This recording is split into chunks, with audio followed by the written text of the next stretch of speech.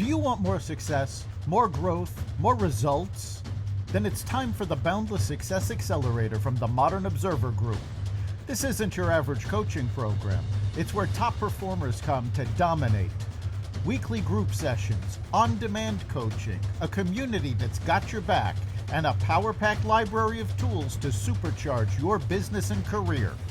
No more excuses, no more waiting. Get in, level up, and start building the life you've been dreaming about. Visit us at modernobserver.com/boundlesssuccess to join today.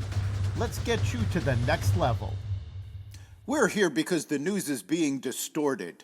We're here because people are being inundated with misinformation on social media. We're here because people are being judged guilty until proven innocent.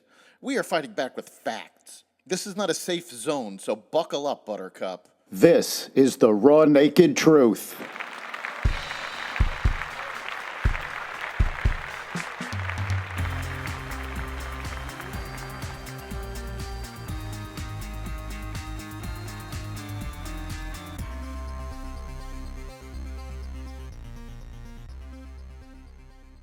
The U.S. opens talks with Russia. A Delta flight crashes in Toronto. CBS comes out against free speech and more. Welcome to the Raw Naked Truth. I'm your host, Eric Lopkin, and here's the news you need to know. U.S. and Russia talk about Ukraine and Saudi Arabia today. Secretary of State Marco Rubio and other U.S. officials are meeting with the Russian delegation today to discuss ending the war in Ukraine, as well as other topics aimed at strengthening U.S.-Russian ties. However, many U.S. allies are concerned about what the bilateral talks will bring. Ukrainian President Zelensky has said his country won't accept any peace deal it didn't help negotiate. European leaders held emergency talks in Paris yesterday to address being shut out of negotiations that impact their security. A Delta flight crashed yesterday while landing at Toronto Pearson International Airport and appeared upside down in the snow in photos of the scene. Thankfully, all 80 passengers and crew on the flight, which originated in Minneapolis, were evacuated, but at least 18 suffered non-life-threatening injuries, authorities said. The cause of the crash was not immediately known, but aviation experts speculated that the accident was caused by unusually severe crosswinds. All flights at the Toronto airport were shut down, and at least 2 runways remain shut down today. The Trump administration's Department of Government Efficiency discovered $4.7 billion in unidentified payments. An identification code linking U.S. Treasury payments to a budget line item was left blank, allowing for the projects the money went to be hidden. The Treasury Access symbol is an identification code linking a Treasury payment to a budget line item, which is standard financial process.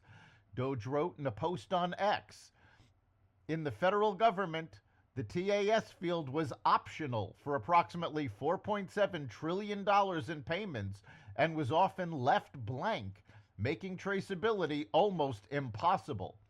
As of Saturday, this is now a required field, increasing insight into where money is actually going. The agency thanked the U.S. Treasury for their work in identifying the optional field. President Trump has asked the Supreme Court to intervene on an emergency basis to let him dismiss the head of the independent agency that protects government whistleblowers. A lower court reinstated Hampton Dellinger as the head of the Office of Special Counsel, while Dellinger's lawsuit challenging his termination as unlawful continues. This is Trump's first appeal to the highest court about the extent of his power in his second term, but more cases on the issue are also expected to reach the Supreme Court as he looks to reshape the government. During the Biden administration, Dellinger failed to protect whistleblowers against the administration. State-level lawmakers are introducing a wave of bills aimed at advancing priorities championed by the new Health and Human Services Secretary Robert F. Kennedy Jr. and his Make America Healthy Again platform. in some cases citing the new administration's support for these causes as the catalyst for their efforts. Arizona, Kansas, and Utah are examples of states doing this. The move is aimed at prohibiting junk food like candy and soda from school lunches and other federally funded food assistance programs, something Kennedy has expressed support for in the past.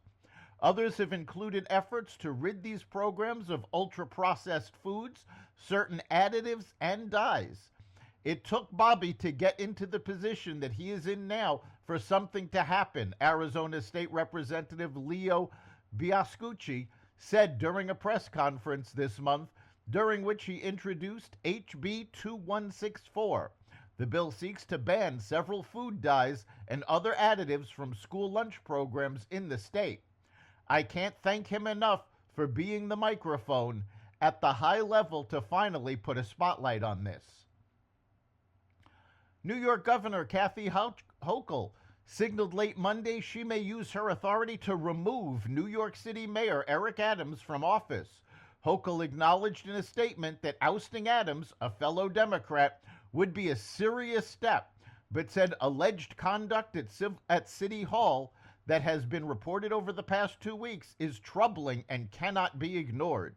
The alleged behavior in question is Adams working with the Trump administration to enforce immigration laws. Hochul said she plans to meet with key leaders in Manhattan on Tuesday before issuing a decision. This development comes after controversy surrounding Adams deepened on Monday as 4 of his top aides and deputy mayors announced they're resigning. Hochul previously refused to remove District Attorney Alvin Bragg, whose failure to enforce the law led to skyrocketing crime rates in the city, highlighting the political motivations behind the decisions. CBS's 60 Minutes aired a friendly interview Sunday with local German officials as the country's government initiates a nationwide crackdown on offensive speech. CBS's Sharon Alfonsi juxtaposed how even as the United States allows, quote, hate-filled or toxic, unquote, speech, Germany is trying to bring some civility to the World Wide Web by policing it in a way most Americans could never imagine. Germany has been raiding the homes of those it believes to be making offensive statements online. CBS rode along with 6 armed officers as they raided a suspect's home and seized his electronics. Alfonsi interviewed state prosecutors Dr. Matthias Fink, Svenja Menninghaus, and Frank Michael Lau, who explained that such laws come as a surprise even to German citizens. Earlier Sunday on CBS's Face the Nation, host Margaret Brennan casually asserted that free speech is what empowered the Nazis to take over the government and implement the Holocaust, which is definitively not true. CBS has not commented on the incident. Elon Musk's AI startup, xAI, has introduced Grok 3, the latest version of its chatbot model, which Musk describes as the most advanced AI system yet. xAI claims Grok 3 outperforms rival AI models from Alphabet's Google Gemini, DeepSeek's version 3, Anthropic's Claude, and OpenAI's GPT-4o in benchmarks for math, science, and coding. About a month ago, Grok 3's pre-training was completed, and since then, we've been working hard to integrate reasoning capabilities into the current Grok 3 model, the company said during its launch event on Monday. Musk, speaking alongside 3 xAI engineers in a live-streamed presentation, said Grok 3 has more than 10 times the computing power of its predecessor. Southwest Airlines said Monday it will cut 15% of its corporate workforce, or 1,750 people, the first mass layoffs in the company's history. The cuts will start in April and include senior leadership, the company announced. 11 senior leadership positions, which include vice presidents and above, will be eliminated. Southwest said it expects the layoffs will save the company $210 million this year and $300 million in 2026. It expects a one-time charge between $60 million and $80 million for costs such as severance. As we continue to work together to transform our company, an area of intense focus will be maximizing efficiencies and minimizing costs, Southwest CEO Bob Jordan said in a note to employees on Monday. Jordan called the layoffs a very difficult and monumental shift. That's the Raw Naked Truth. You can catch every episode of The Raw Naked Truth at xvadio.com, the Apple Podcasts app, YouTube, Rumble, Spotify, iHeartRadio, Audible, Amazon Music, and other platforms that respect freedom of speech. We'll see you next time.